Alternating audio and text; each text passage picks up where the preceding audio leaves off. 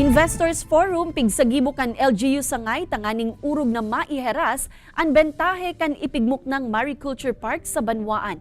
Si Jessica Kalinog para sa report. Iniyan itsura kan 200 na hektaryang Mariculture Park na ipigmuk na sa Barangay Bungalon sangay Camarines Sur. Pigbukasan ini sa commercial as in small-scale fish cage operators gikan sa man iba-ibang lugar sa nasyon. Mga sira na bangus an mayor na pigpo-produsir digdi.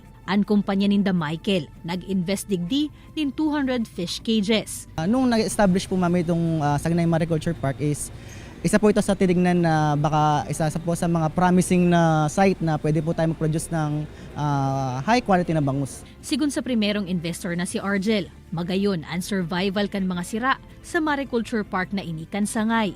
Digdi po sa ang tigaano mi na lang is diit pa ang market kang bangus. Unlike duman sa nakakaubos kaming 10 tons ang every harvest mi.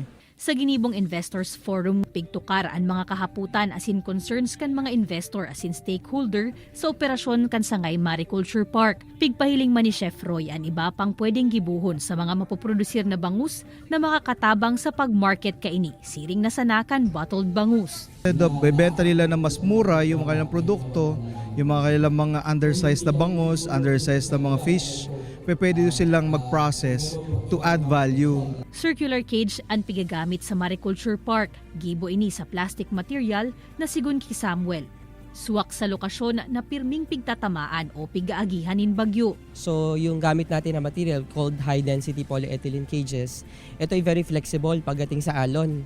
So actually kaya na ng maximum of 3 to 5 meters wave height capacity. So ang advantage nito, pag may bagyo, hindi ito madaling masira. Presente man sa forum ang mga opisyales gikan sa BFAR Central Office kung sa impigtawan duon kan mga ini taan mariculture iyuan poturo kan fisheries sa nasyon. Kaya crucial asin critical subuot ang proyektong ini sa Banwaan sangay.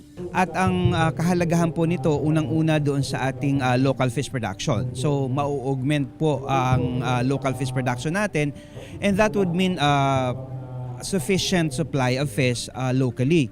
Kaibanan si Gerald Gandia, Jessica Kalinog, Balitang Bicolandia.